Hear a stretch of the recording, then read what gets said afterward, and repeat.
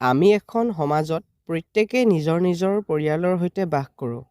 প্ৰতিটো পৰিয়ালৰে ভিন্ন ভিন্ন পৰিস্থিতি আৰু আছে সুকীয়া কাহিনী। কেতিয়াবা কিছু কাহিনীৰ সৈতে আমি নিজৰো সাদৃশ্য পাওঁ।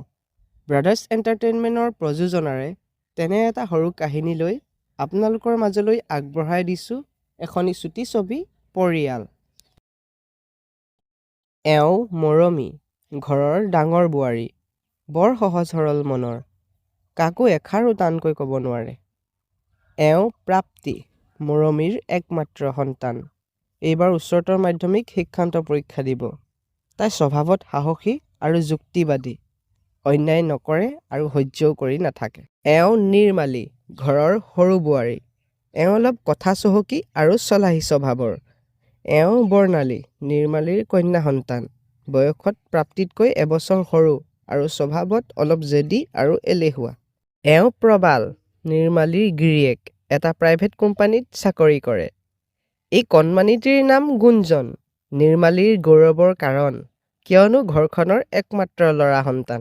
এওঁ হৈছে প্ৰাপ্তিৰ মোমায়েক জিতেন আৰু এওঁ হৈছে চুবুৰীৰ এগৰাকী বৃদ্ধা ফুলেশ্বৰী আইতা।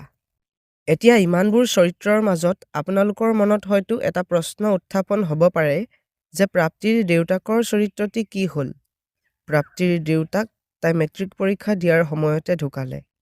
প্ৰাপ্তিহঁতৰ ঘৰখন যদিও দদায়েকহঁতৰ সৈতে যৌথভাৱে আছে, তথাপিও একেখন ঘৰ হ'লেও পাকঘৰ পৃথক পৃথক।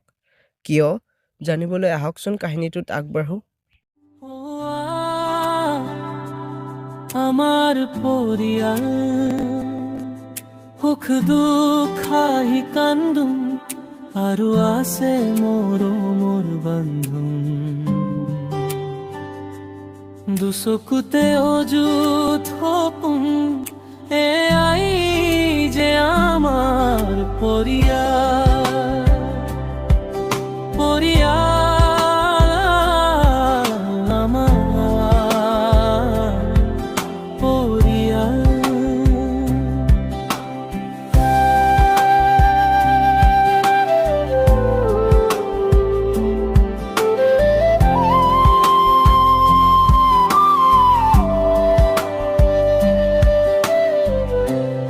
একা বেকা জীৱনৰ বা কথাৰে খুত খা, অভিমান মৰমৰ থাকেই যে আমাৰ মাজত, তথাপিও আছে মৰমৰ বান্ধোন।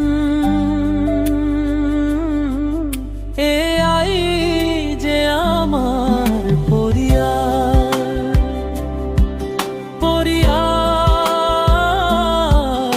আমাৰ পৰিয়াল।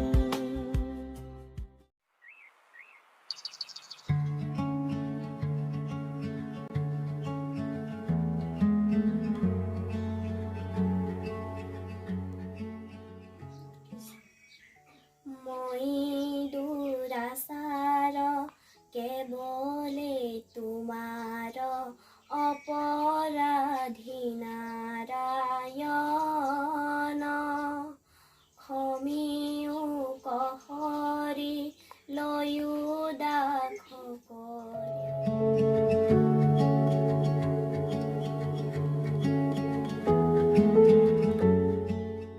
প্ৰভু ভগৱন্ত অনন্ত ঈশ্বৰ প্ৰপন্ন জনতাৰণ, তুমি প্ৰিয়তম পৰম দেৱতা, জানিয়া লৈলো শৰণ, জানিয়া লৈলো শৰণ। দিনবোৰ ভালে কুশলে পাৰ কৰিব পৰাকৈ শক্তি দিবা প্ৰভু। মাজনীৰ পৰীক্ষা পাইছেহি। মেট্ৰিকৰ সময়ত হোৱা ঘটনাটোৱে তাইক বৰ কষ্ট দিলে। তোমাৰ এই কৃপাদৃষ্টিত তাই ইমানখিনি সাহস কৰি জীৱনটো নতুনকৈ আৰম্ভ কৰিছে। তাইৰ মনোবল ভাঙি নিদিবা প্ৰভু, লগতে ঘৰখনৰো মংগল কৰিবা। কৃষ্ণ কৃষ্ণ কৃষ্ণ। মাজনী উঠ আকৌ, 6 বাজিবৰ হ'ল। ইমান দেৰিলৈকে শুই থাকে নি?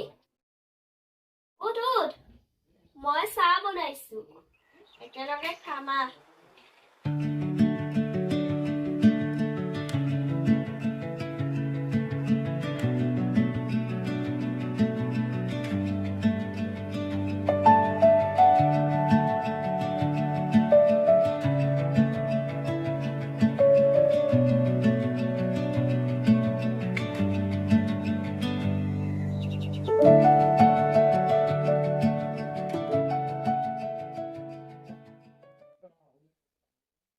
তই আজি স্কুলৰ পৰা আহোঁতে বুবুদাই দোকানত হোৱা ধাৰকেইটা দি আহিবিচোন।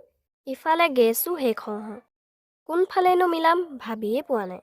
মোমাইৰে মাজে সময়ে 2 এটকা পঠাই আছে কাৰণে অলপ সকাহ পাইছোঁ।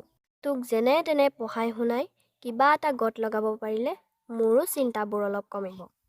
তই ভালদৰে পঢ়, সোনকালে কিবা এটা কৰিব লাগিব। ঘৰৰ অৱস্থা দেখিছই নহয়। হ'ব মা, চিন্তা নকৰিবাচোন, সকলো ঠিক হৈ যাব। এতিয়া চাহ খোৱা।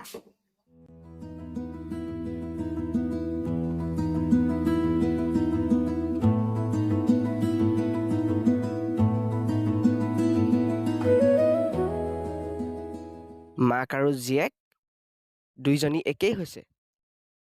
ৰাতি দেৰিলৈকে মোবাইল চাব আৰু এতিয়া দেৰিলৈকে শুই থাকিব। 8 বাজিবৰ হ'ল, কাৰো খবৰ নাই। হেৰা, উঠিছানে? মোৰ অফিচৰ টাইম হ'ল কিন্তু।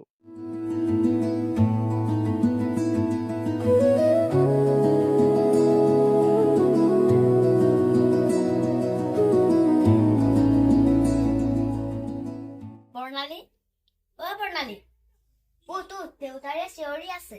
8 বাজিবৰ হ'ল, স্কুল নাযাওঁ নেকি? উঠ উঠ উঠ।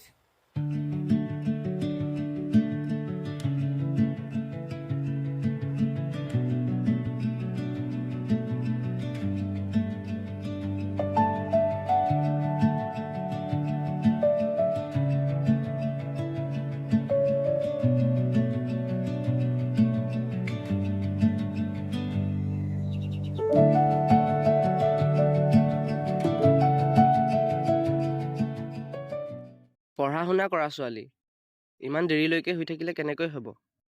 প্ৰাপ্তিক দেখা নাই সোনকালে উঠি কিতাপ পঢ়ে? পাপা প্লিজ, পুৱাই পুৱাই এইবিলাক কথা কৈ নাথাকিবা।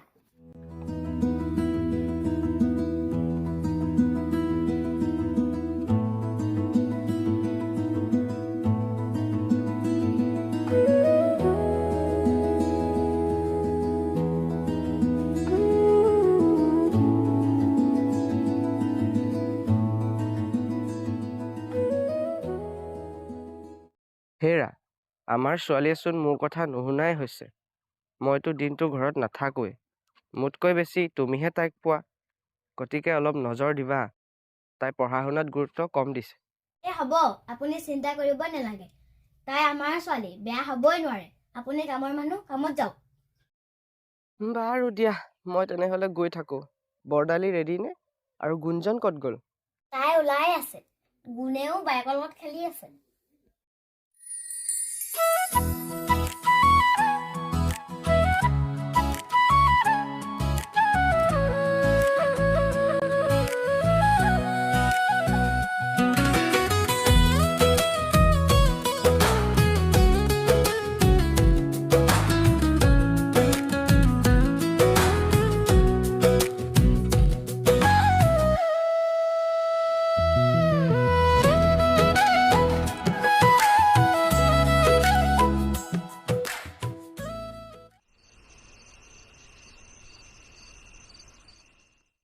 কাৰেণ্টৰ বিল আহিলে, দদাইৰে নাই চাগে।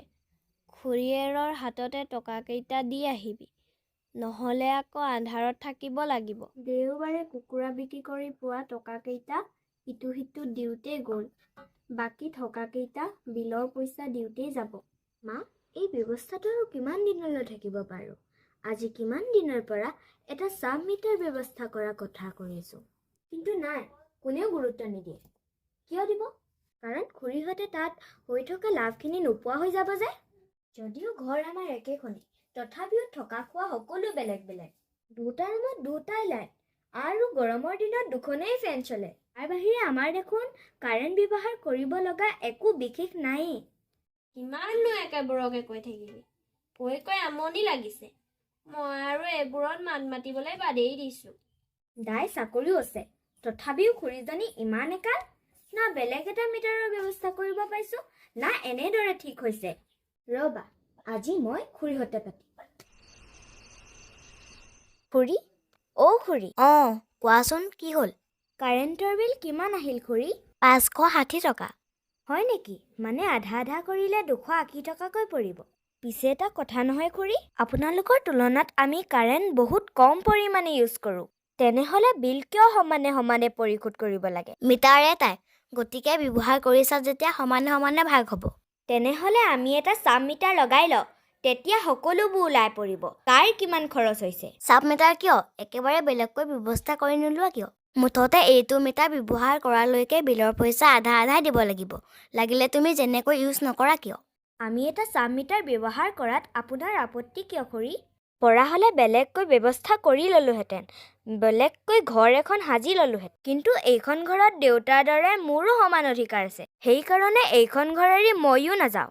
আও, এইজনীৰচোন বৰ কথা, জোখতকৈ অলপ বেছিয়ে ডাঙৰ হৈছে। পৰিস্থিতিয়ে বাধ্য কৰাইছে খুৰী, নহ'লে কেতিয়াবা অন্যায় বলি হ'ব লগা হয়। ঘৰত মাত পতা মানুহ কোনো নাই যে। প্ৰাপ্তি, ডাঙৰৰ লগত কেনেকৈ কথা পাতিব লাগে পাহৰি গৈছা নেকি? শিষ্টাচাৰ শিকিলেহে।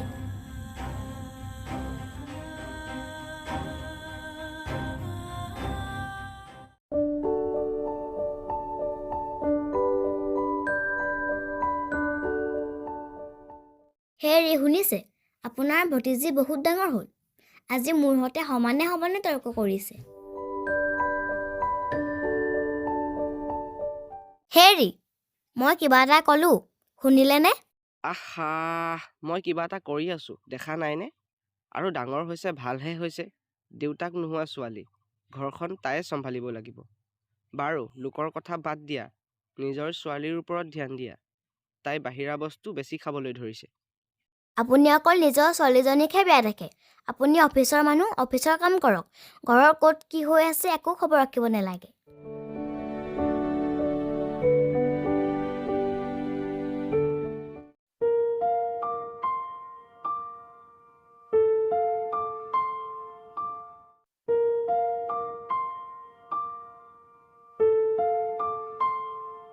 দেউতা, তোমালৈ আজি বৰকৈ মনত পৰিছে।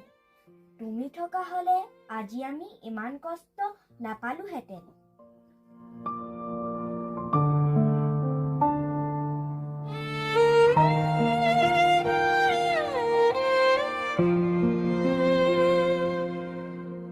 দুচকুৱে নিগৰে চকুৰো উজাগৰি নিশা নিশব্দে কান্দে বুকু আজি কিয় মৌনতা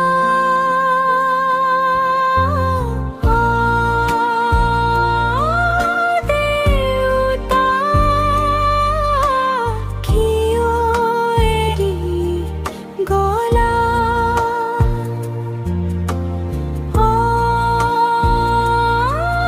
দেউতা হাত বুলাই দি